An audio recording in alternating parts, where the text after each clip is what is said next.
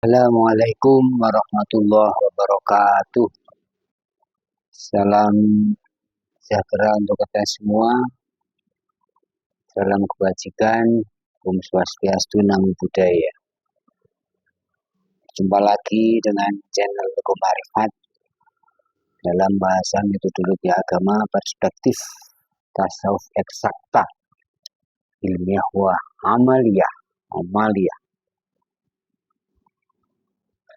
Bismillahirrahmanirrahim. Wala haula wala quwata illa billah. Billahi anta maksudi wa ridhoka madu. Masih dalam edisi ngaji kitab Khotim.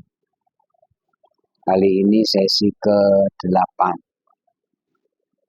Masih membuka wawasan untuk menyampaikan prinsip-prinsip bagaimana bisa merengkuh, menyentuh kitab Khotim. Sekali lagi, kitab Khotim itu bukan kitab mushaf, yaitu kitab yang tanpa tulis bisa disiwoco. Kalau kita asosiasikan, lebih tepatnya adalah kesadaran, jadi kitab kesadaran diri. Nah, pada dasarnya, karena hakikat manusia adalah kesadaran, yang kalau diringkas, kesadaran akal, kesadaran kolbu, kesadaran ruh. Pada inti manusia itu pada ruh, namun tidak serta-merta bahwa ruh itu diberikan ruang, waktu, dan kesempatan untuk diberi pencerdasan atau kecerdasan. Sementara kesadaran akal, ya tahu semua telah tersistem, terkondisi, berjalan terus-menerus untuk menyadarkan atau mencerdaskan akal. Dari SD sampai dengan S3 itu proses mencerdaskan akal. Jadi ada proses yang sistemik tersistem. Begitupun kesadaran kolbu, kesadaran rasa, kesadaran nafsu, itu ada prosesnya, berproses. Dan setiap orang pasti mengalami dari mulai anak-anak sampai dengan dewasa. Ya, nanti itu ada prosesnya walaupun tidak serta-merta itu tersistem. Jadi ada prosesnya. Dan dapat kita alami, dapat kita rasakan, dapat kita ingat-ingat perjalanan atau proses perjalanan. Sedangkan kesadaran ruh, di mana ruh sebenarnya memperdaya itu semua, yang memperdayai kolbu, rasa, nafsu, memperdayai akal. Namun ruh ini tidak secara sadar tersistem itu diberikan pencerdasan. Padahal ruh itulah yang nantinya akan kembali ke asalnya dalam konteks perjalanan agung innalillahi wa inna ilaihi raji'un, yang harapannya nanti menjadi nafsul mutmainnah roh itu, sehingga bisa kembali liko bertemu dengan Allah sebagai yang maha ruh. Sebagai kemarin sudah kita bahas berbagai hal, dan pada sesi ke-7 kita sudah membicarakan apa hubungan antara kitab Khotim dan kitab mushaf. Kitab Khotim itu adalah kitab Khotim, di mana Khotim adalah baku, mutlak dan kekal, yang tiada berawal, tiada berakhir, atau dia juga awal, dia juga akhir, baku, mutlak dan kekal. Bentuk wujudnya adalah bukan berupa benda, tapi adalah berupa semacam energi, ya, semacam energi. Karena sifatnya adalah pada ruang lingkup itu nanti pada dimensionalnya gitu berarti. Jadi pada dimensionalnya, bukan pada wujud baik materi maupun energi, tapi pada dimensionalnya. Jadi kesadaran pada dimensi kesadaran, pada dimensional. Kitab Khotim pada dasarnya adalah kitab Khotim aslinya tidak dapat dibaca oleh panca indera kita, baik oleh akal maupun oleh rasa. Namun itu sudah dirilis, sudah diadaptasikan supaya bisa dibaca oleh pembaca akal dan pembaca rasa. Jadi sudah diadaptasikan, sudah mengalami adaptasi atau pensetaraan. Itu asalnya adalah dari Sang Khotim, Sang Maha Khotim, di mana yang maha batin itu adalah alamnya para ruh, alamnya para aulia, alamnya para rasul, alamnya para syuhada yang sudah musyahadah di sana. Kemudian baru untuk kepentingan diberitakan itu disesuaikan dengan alat pembaca gelombang, alat pembaca kesadaran. Yang di kita adalah sudah punya kesadaran akal dan kesadaran ruh. Jadi sudah mengalami penyesuaian. Ya, yaitu kitab Qadim adalah kitab yang diberitakan. Ya. Kalau aslinya adalah tidak dapat dibaca oleh alat kesadaran akal dan rasa, tapi hanya dapat dialami oleh kesadaran ruh. Ya. Kesadaran ruh. Ya. Para nabi, para rasul, para aulia itu yang sudah mengalami perjalanan ruh, makanya bisa mendownload, kemudian bisa merilis, membacakan untuk bisa dibaca oleh akal dan kolbu, ya, akal dan kolbu. Adapun kita semua adalah beritanya, ya, adalah beritanya. Tentu sudah diadaptasi yang dapat disesuaikan dengan rupa, suara, kemudian akhirnya menjadi tulisan dan sebagainya, itu sudah mengalami adaptasi ataupun penyesuaian. Yang aslinya bukan seperti itu, adalah sebuah keadaan yang terjadi, ya, sudah sebuah kejadian atau peristiwa, atau sekali lagi kalau peristiwa kajian itu konotasinya negatif, ya, maka saya belum punya keadaan yang pasti maknanya apa, tapi ya kira-kira maknanya keadaan yang terjadi. Jadi keadaan yang terjadi itu kejadian yang terjadi, karena bukan keadaan saja, juga suatu proses. Proses adalah proses yang terjadi atau keadaan yang terjadi. Itulah gambarannya. Kemudian baru di-download, baru dirilis untuk supaya bisa dilihat, didengar, dirasa, ya, karena bisa diserap oleh alat kesadaran akal dan kesadaran akal dan kolbu. Jadi hubungannya itu antara kitab Qadim dan kitab Mushaf. Jadi sudah mengalami penyesuaian. Karena dalam musyawarah akal itu pada akhirnya adalah kitab Mushaf yang sudah kita baca ini sebenarnya adalah serangkaian perjalanan orang per orang, perjalanan kesadaran orang per orang, yang kemudian diabadikan, kemudian rilis ulang menjadi bentuk mushaf ataupun bentuk pemberitaan, pemberitaan lewat lesan maupun lewat media apa saja pada waktu itu. Ini sudah merupakan penyesuaian dan merupakan penyesuaian. Nah, pada kesempatan sekarang ini kita akan membicarakan tentang kronologi. Jadi karena perkembangan perjalanan kesadaran orang per orang, ya, dari awal sampai akhir, ya, aslinya adalah perjalanan seorang orang per orang, karena yang dirangkum menjadi satu dari awal sampai akhir, yang itu bisa mengutip atau bisa mereferensi dari pengalaman perjalanan para nabi dulu. Maka ada kata Nabi Adam, kata Nabi Nuh, kata Nabi Idris, kata Nabi Sulaiman, kata Nabi Musa, kata Nabi Isa, mungkin kata Nabi Muhammad itu penuturan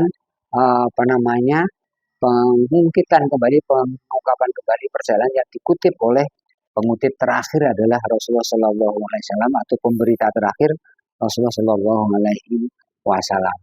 Dan itulah perjalanan kebangkitan kesadaran, karena kesadaran itu adalah mengalami kebangkitan, ya, biologis mengalami kebangkitan, jadi perubahan dalam momentum, kemudian ada peningkatan kualitas, naik terutama mi'raj itu, maka itulah sebagai kebangkitan kesadaran yang terwujudkan menjadi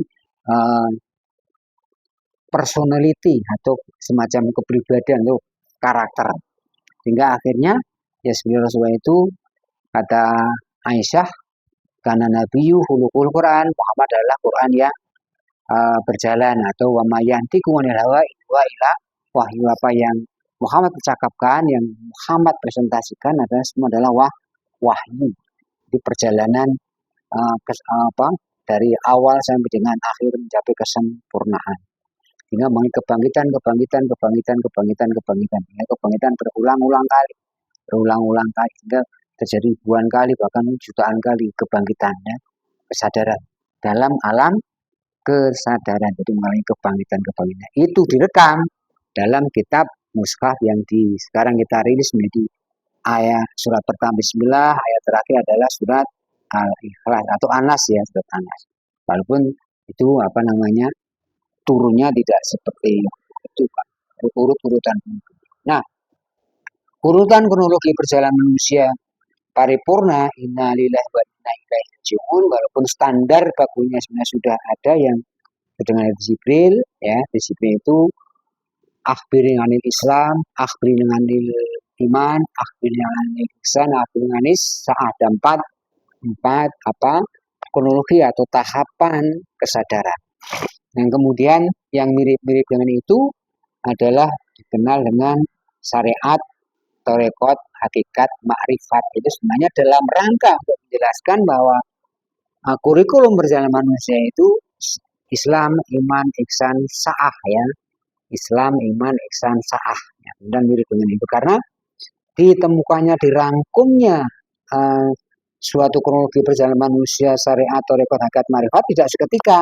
Beda kalau hadis Jibril itu Islam, iman, ihsan, sa'ah itu dituturkan seketika, kemudian diberitakan juga seketika bahwa rangkuman atau kurikulum perjalanan manusia ada Islam, iman, ihsan, sa'ah itu adalah dirumus ketika. Beda kalau rumusan syariat atau hakikat marifat itu tidak ditemukan dalam satu perjalanan panjang para ulama-ulama terdahulu.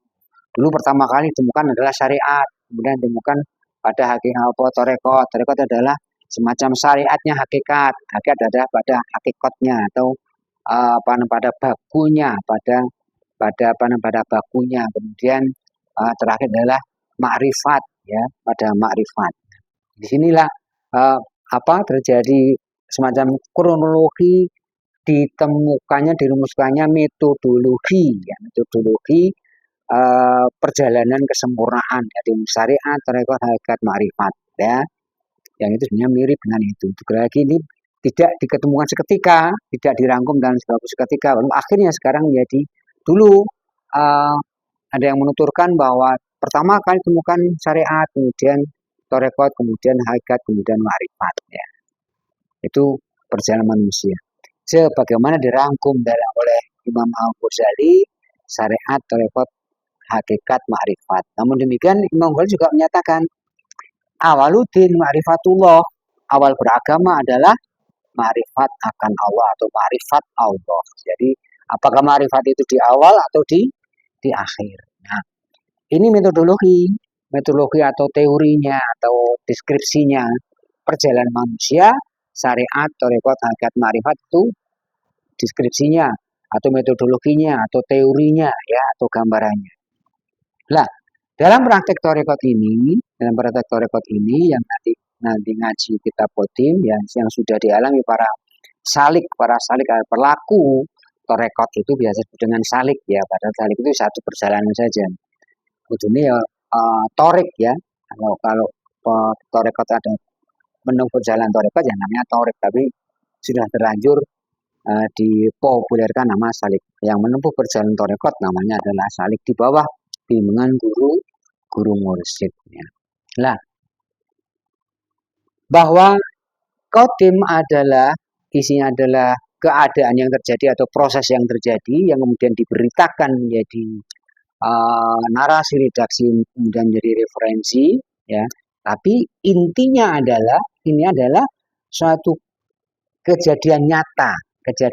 Jadi peristiwa nyata, kejadian nyata yang dialami oleh para pelaku perjalanan tarekat, para pelaku perjalanan kesempurnaan innalillahi wa inna ilaihi raji'un, sangkan parane dumadi itu yang dilakoni. Yang dilakoni itu sebenarnya tidak serumit, tidak sepanjang yang diuraikan secara metodologis, karena untuk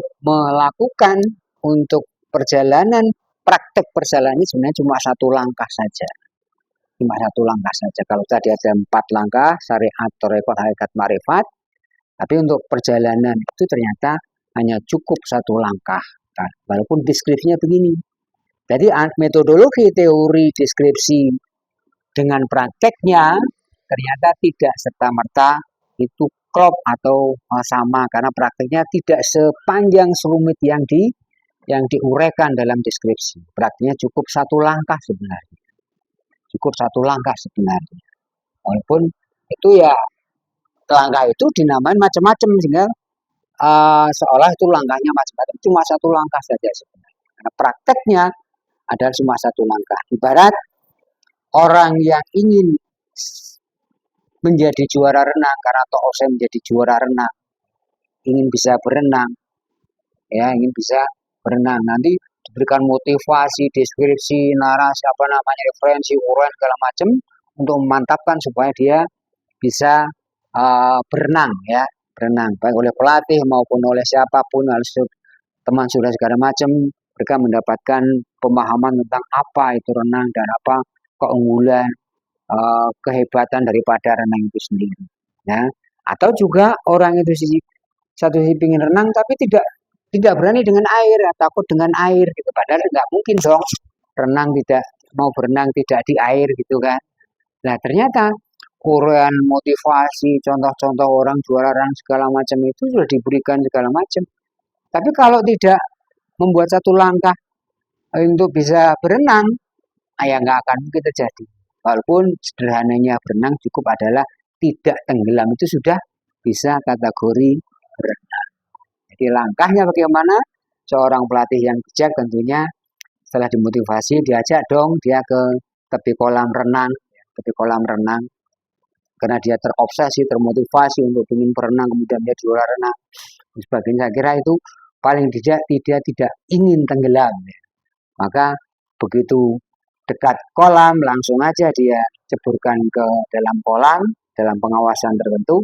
Pasti seketika itu karena dia ingin berenang pasti akan usahanya dia akan bisa berenang seketika itu juga. Dan sesederhana itu sebenarnya, namun kadang-kadang keberanian itu, ketakutan itu yang bikin siapapun itu tidak serta-merta berani untuk melakukan satu langkah itu.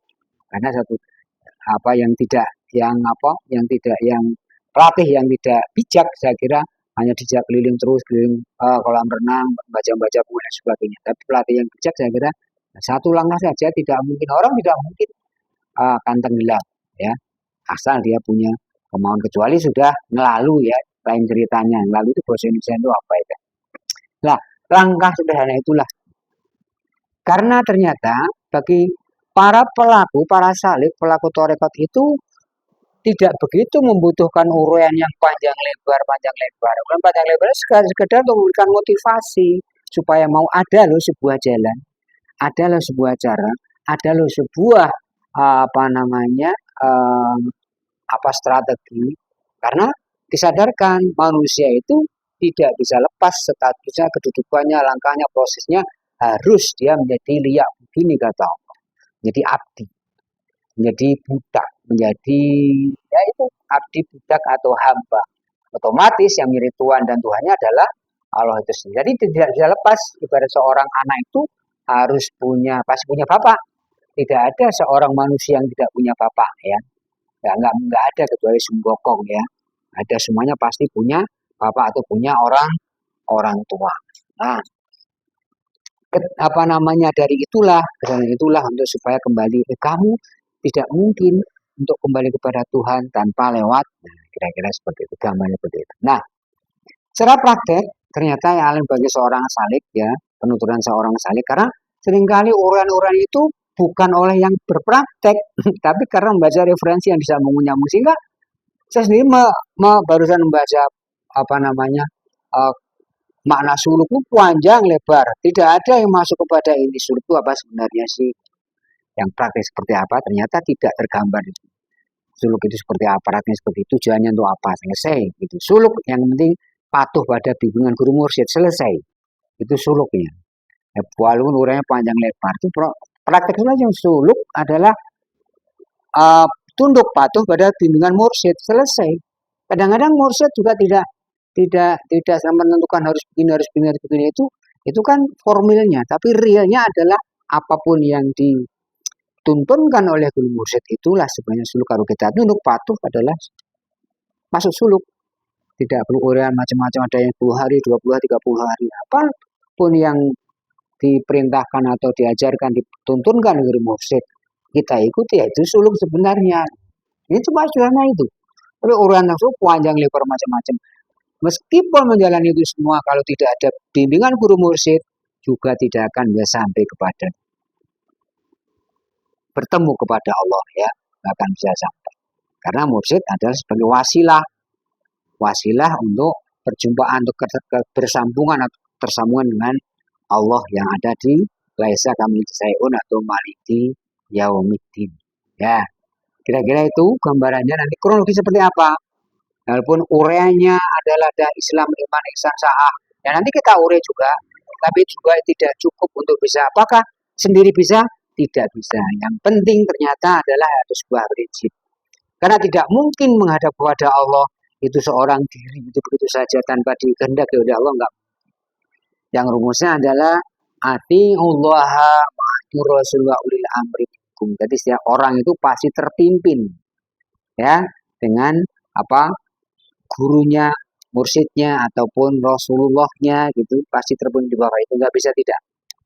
Karena tidak mungkin manusia yang tidak punya orang tua, nggak mungkin manusia yang tidak punya Tuhan. Hanya seringkali kita tidak menjadi sedang bertuhan. Apapun yang ingin dilakukan dan diperjuangkan mati-matian, hakikatnya itulah sedang bertuhan. Walaupun nama Tuhannya siapa, itu masing-masinglah yang tahu. Tapi itulah hakikat bertuhan. Ketika berjuang, mengerahkan segenap kemampuan yang ada, sampai batas limitnya, itulah hakikatnya sedang berjuang. Apakah itu karir, apakah itu bertuhan, apakah itu beribadah, itulah bertuhan, itulah pemimpinnya. Ya. Itulah pemimpinnya. Maka harus punya pemimpin. Ya, harus punya pemimpin. Atiullah wa atiur rasul wa ulil amri. Saya kira itu ayat ini sangat populer sekali. Yang kedua, ya ayyuhalladzina amanu ittaqullah wabtahu ilaihi wasilah. Jadi carilah sampai ketemu, bukan cari yang tidak ketemu ya. Kalau mencari kayak mencari perjalanan ke barat, mencari kitab suci itu mencari tok, nggak pernah ketemunya di mana. Harus ketemu. Jadi kata kuncinya mencari sampai ketemu. Kalau ringkasnya ya temukanlah wasilah. Wahai orang-orang beriman, bertakwalah kepada Allah. Takwa ini bukan perbuatan, tapi kualitas amal, kualitas pengabdian, kualitas ibadah, kualitas hijrah dan jihad, itulah namanya takwa. Kalau sudah klop dengan yang dikehendaki sudah diridhoi Allah, itulah takwa. Jadi bukan kualitas perbuatan, tapi kualitas jihadnya, kualitas ibadahnya, kualitas hijrahnya, itulah yang takwa. Yang tahu tentang tahu kepada Allah, yang tahu takwa adalah bukannya Allah itu sendiri. Bertakwa kepada Allah, wabtahu dan temukanlah, carilah sampai ketemu akan wasilah. Jadi harus ketemu wasilah. Yang tadi adalah pemimpin, tidak mungkin orang manusia tanpa pemimpin. Kemudian ketemu wasilah. Yang dulu pada Rasulullah SAW abad ke-7 itu adalah wasilah adalah Rasul. Dan Rasul ini adalah bukan manusia, tapi melekat pada manusia. Presiden bukan manusia, tapi dia melekat pada manusia. Dan tidak mungkin presiden mati, tidak mungkin juga Rasul mati, karena itu merupakan fungsi atau merupakan sifat, merupakan sifat.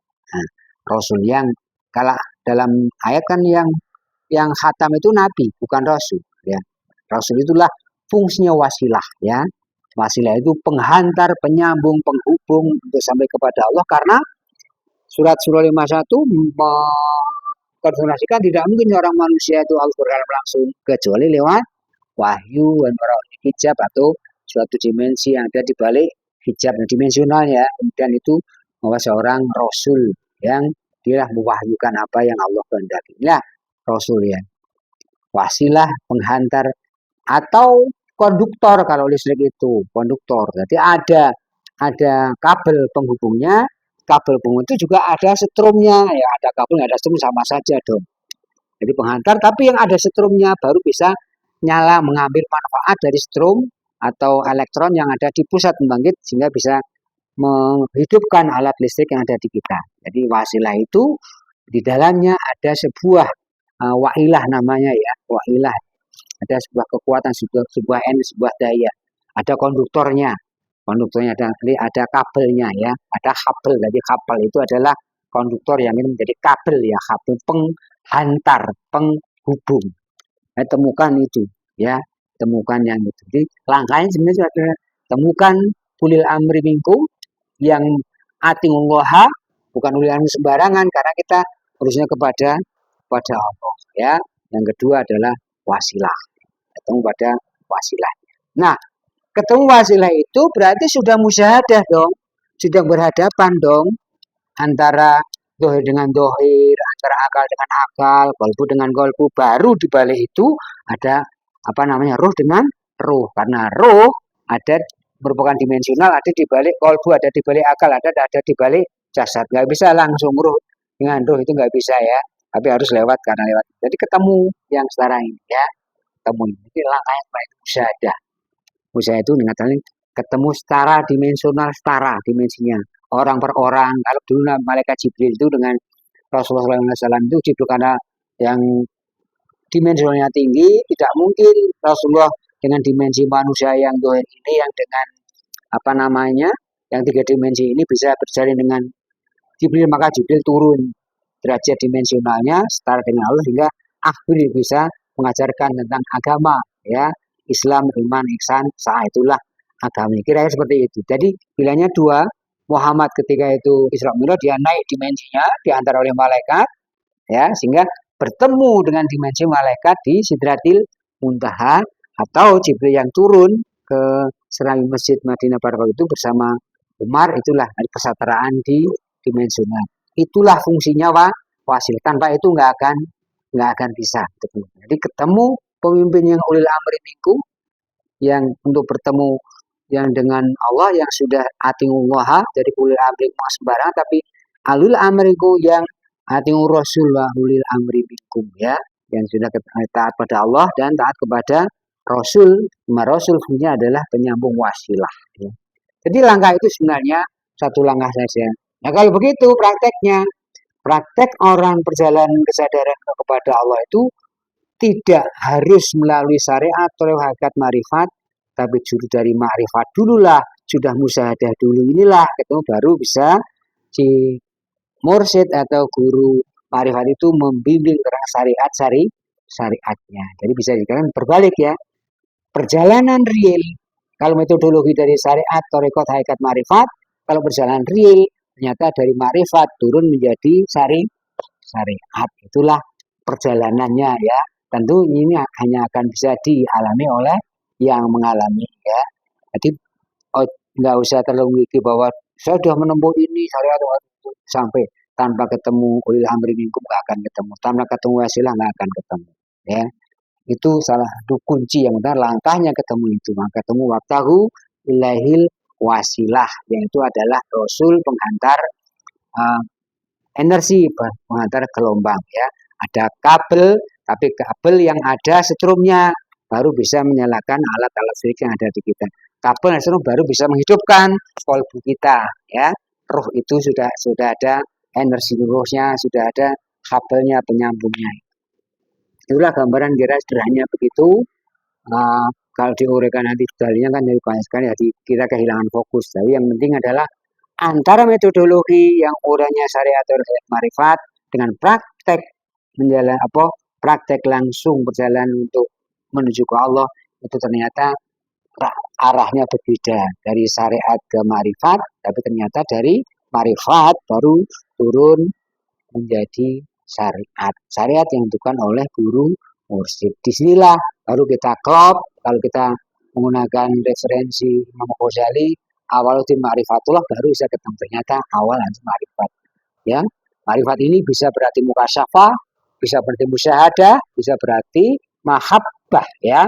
Di mukasyafah tersingkap pandangannya dia terhadap apapun, musyahadah itu hadir secara dimensionalnya di sini, baru terjalin mahabbah. Nah, inilah makrifat, jadi marifat ke syariat, dituntun langkah demi langkah untuk menjalani syariat yang dituntunkan oleh guru mursyid, yang itu adalah merupakan wasilah dan itu merupakan pewaris Nabi. Itulah cara membaca atau menyentuh kesadaran qadim yang ada di balik baharu atau mutlak ada di balik yang relatif, yang Kodim tadi baku yang tidak beranjak akhir atau di awal juga dia akhir baku mutlak, dan kali inilah kita kodim lagi kita kesadaran orang per orang perjalanan orang paripurnanya itu ter apa terdokumentasikan di dalam kitab mushaf, tapi harus bisa membaca mana semantiknya, mana takwilnya. Jadi ada deskripsi, ada semantiknya, ada apa namanya, ada dalil, ada takwilnya ya. Prakteknya seperti apa? Tentu yang mengenai praktek. Jadi praktek itu kalau kita terlalu berpengaruh metodologi dan gigi aku ngerti, padahal prakteknya belum tentu bisa serta-merta bisa. Jadi ngerti belum tentu bisa. Kayak orang tadi mau belajar renang, untuk bisa ya cukup aja satu langkah aja, satu langkah nyemplung air otomatis dia bisa bangkit lagi gitu ya, dengan tidak sadari kira-kira begitu ya. Itulah pada sesi ke ini apa namanya kronologinya itu ternyata metodologi dengan praktek langkah nyatanya ternyata arahnya berlawanan ya, dari syariat ke marifat. Tapi kalau prakteknya justru marifat dulu, setelah ketemu ulil amri minkum, setelah ketemu wasilah baru praktek syariat demi syariat. Demikian kurang lebihnya mohon maaf. Billahi anta maksudi wa ridho ka. Assalamualaikum warahmatullahi wabarakatuh.